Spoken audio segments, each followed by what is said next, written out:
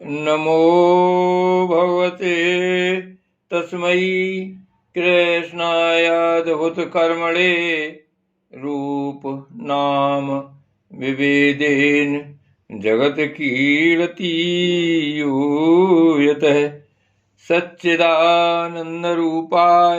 विश्वोत्पत्त्यादिहेतवे तापत्रय विनाशाय श्रीकृष्णाय वयं नमः। श्रीमद् भागवत महापुराण चतुर्थ स्कंध तीसरा अध्याय सती का पिता के यहाँ यज्ञोत्सव में जाने के लिए आग्रह करना।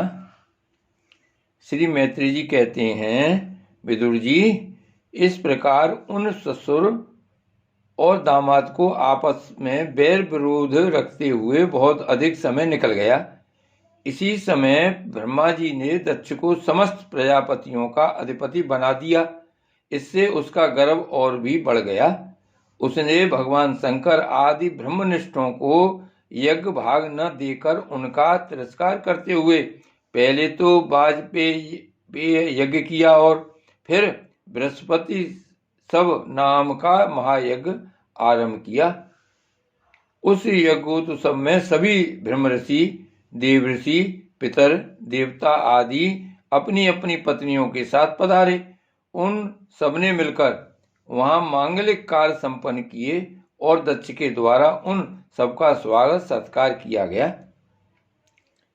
उस समय आकाश मार्ग से जाते हुए देवता आपस में उस यज्ञ की चर्चा करते जाते थे।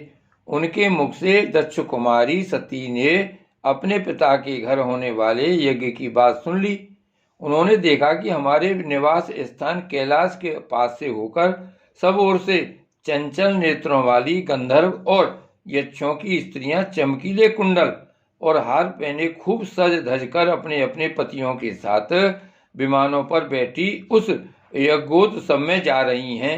इससे उन्हें भी बड़ी उत्सुकता हुई और उन्होंने अपने पति भगवान भूतनाथ से कहा। सती ने कहा, वामदेव, सुना है इस समय आपके ससुर दक्ष प्रजापति के यहाँ बड़ा भारी यज्ञोत्सव हो रहा है। देखिए, ये सब देवता वहीं जा रहे हैं। यदि आपकी इच्छा हो तो हम भी चलें। इस समय अपने आत्मियों से मिलने के लिए मेरी बहनें भी अपने अपने पतियों के सहित वहां अवश्य आएंगी।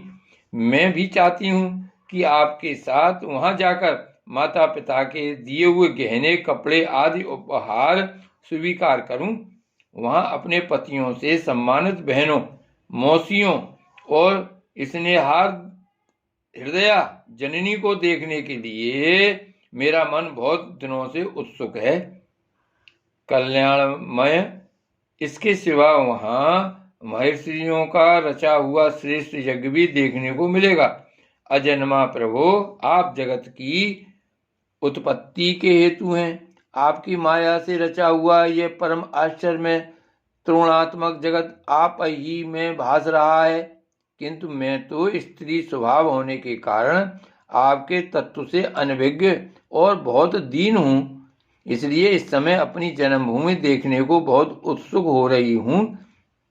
जन्म रहित नीलकंठ, देखिए, इनमें कितनी ही स्त्रियां तो ऐसी हैं जिनका दक्ष से कोई संबंध भी नहीं है, फिर भी वे अपने अपने पतियों के सहित खूब सज धज कर झुंड की झुंड वहां जा रही हैं। वहां जाने वाली इन देवांगनाओं के राजहंस के समान श्वेत विमानों से आकाश मंडल कैसा सुशोभित हो रहा है।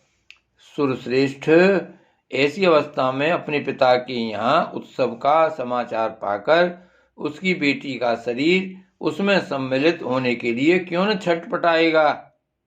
पति, गुरु और माता पिता आदि सुहृदों के यहाँ तो बिना बुलाए भी जा सकते हैं। अतः देव, आप मुझ पर प्रसन्न हो। आपको मेरी यह इच्छा अवश्य पूर्ण करनी चाहिए। आप बड़े करुणामय हैं, तभी तो परम ज्ञानी होकर भी आपने मुझे अपने आधे अंग में स्थान दिया है। अब मेरी इस याचना पर ध्यान देकर मुझे अनुग्रहित कीजिए। श्री मैत्री जी कहते हैं, प्रिया सती जी के इस प्रकार प्रार्थना करने पर अपने आत्मियों का प्रिय करने वाले भगवान शंकर को दक्ष प्रजापति के उन मर्म भेदी दुर्वचन रूप बाणों का स्मरण हो आया जो उन्होंने समस्त प्रजापतियों के सामने कहे थे। तब वे हंसकर बोले, भगवान शंकर ने कहा, सुंदरी, तुमने जो कहा कि अपने बंधुजन के यहाँ बिना बुलाए भी जा सकते हैं, सो तो ठीक ही है, किंतु ऐसा तभी करना चाहिए जब उनकी दृष्टि अतिशय प्रबल देहाभिमान से उत्पन्न हुए मद और क्रोध के कारण द्वेष दोष से युक्त न हो गई हो। विद्या, तप, धन, सुहृदय शरीर, युवावस्था और उच्च कुल, ये 6 सत्पुरुषों के तो गुण हैं, परंतु नीच पुरुषों में ये ही अवगुण हो जाते हैं, क्योंकि इनसे उनका अभिमान बढ़ जाता है और दृष्टि दोष युक्त हो जाती है एवं विवेक शक्ति नष्ट हो जाती है। इसी कारण वे महापुरुषों का प्रभाव नहीं देख पाते। इसी से जो अपने यहाँ आए हुए पुरुषों को कुटिल बुद्धि से भी भौं चढ़ाकर रोष भरी दृष्टि से देखते हैं, उन अव्यवस्थित चित्त लोगों के यहाँ ये हमारे बांधव हैं ऐसा समझकर कभी नहीं जाना चाहिए। देवी, शत्रुओं के बाणों से बिंध जाने पर भी ऐसी वृथा नहीं होती जैसी अपने कुटिल बुद्धि स्वजनों के कुटिल वचनों से होती है, क्योंकि बाणों से शरीर छिन्न भिन्न हो जाने पर तो जैसे तैसे निंद्रा आ जाती है, किंतु कुवाक्यों से मर्म स्थान विद्ध हो जाने पर तो मनुष्य हृदय की पीड़ा से दिन रात बेचैन रहता है। सुंदरी, अवश्य ही मैं यह जानता हूं कि तुम परमोन्नति को प्राप्त हुए दक्ष प्रजापति को अपनी कन्याओं में सबसे अधिक प्रिय हो, तथापि मेरी आश्रिता होने के कारण तुम्हें अपने पिता से मान नहीं मिलेगा, क्योंकि वे मुझसे बहुत जलते हैं। जीव की चित्तवृत्ति के साक्षी अहंकार शून्य महापुरुषों की समृद्धि को देखकर जिसके हृदय में संताप और इंद्रियों में व्यथा होती है, वह पुरुष उनके पद को तो सुगमता से प्राप्त कर नहीं सकता। बस दैत्यगण जैसे श्री हरि से द्वेष कर मानते हैं, वैसे ही उनसे कुड़ता रहता है। सुमध्य में तुम कह सकती हो कि आपने प्रजापतियों की सभा में उनका आदर क्यों नहीं किया। सो ये सम्मुख जाना, नम्रता दिखाना, प्रणाम करना आदि क्रियाएं जो लोक व्यवहार में परस्पर की जाती हैं, तत्वज्ञानियों के द्वारा बहुत अच्छे ढंग से की जाती हैं। वे अंतर्यामी रूप से सबके अंतःकरणों में स्थित परम पुरुष वासुदेव को ही प्रणाम आदि करते हैं, देहाभिमानी पुरुष को नहीं करते। विशुद्ध अंतःकरण का नाम ही वसुदेव है, क्योंकि उसी में भगवान वासुदेव का परोक्ष अनुभव होता है। उस शुद्ध चित्त में स्थित इंद्रियातीत भगवान वासुदेव को ही मैं नमस्कार किया करता हूँ। इसीलिए प्रिय, जिसने प्रजापतियों के यज्ञ में मेरे द्वारा कोई अपराध न होने पर भी मेरा कटुवाक्यों से तिरस्कार किया था, वह दक्ष यद्यपि तुम्हारे शरीर को उत्पन्न करने वाला पिता है, तो भी मेरा शत्रु होने के कारण तुम्हें उसे अथवा उसके अनुयायियों को देखने का विचार भी नहीं करना चाहिए। यदि तुम मेरी बात न मानकर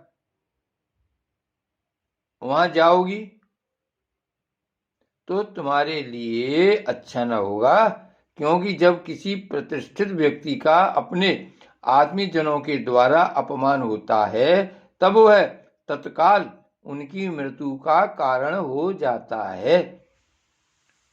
श्री भागवत भगवान की जय। श्री गोवर्धन नाथ की जय।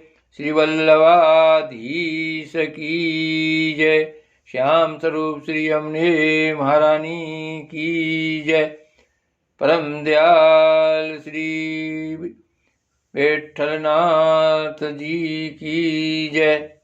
श्री गोकुलनाथ की जय। जय जय श्री गोकुलेश, जय जय श्री गोकुलेश।